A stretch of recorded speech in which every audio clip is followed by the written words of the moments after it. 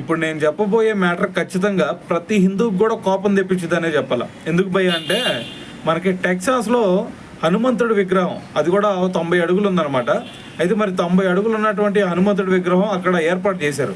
మరి ఏర్పాటు చేశారు, అంతా బాగానే ఉంది. కానీ దాని గురించి రిపబ్లికన్ పార్టీ నాయకుడైనటువంటి అలెగ్జాండర్ డంకెన్ అతను ఏమన్నాడో తెలుసా? అసలు ఇటువంటి ఫేక్ దేవుళ్ళని, ఫేక్ హిందూ దేవుల్ని అసలు ఈ క్రిస్టియన్ దేశంలోకి ఎందుకు తీసుకొస్తున్నారు? అసలు హనుమంతుడు అసలు దేవుడే కాదైతే ఆయన విగ్రహాన్ని ఇక్కడ ఎందుకు పెట్టారు అని చెప్పేసి పిచ్చి కూతలు కూసాడు అనమాట. సో మరి వెంటనే దీని గురించి మరి అక్కడ ఉన్నటువంటి హిందూ అమెరికన్ అసోసియేషన్ అయితే మరి దీని గురించి రియాక్ట్ అవ్వడం జరిగిందనమాట. సో మరి వాళ్ళు కూడా దీని గురించి ఆగ్రహం వ్యక్తం చేశారు. సో దీంట్లో భాగంగా మరి రిపబ్లికన్ పార్టీకి మరి ఒక హితవు కూడా పలికారు.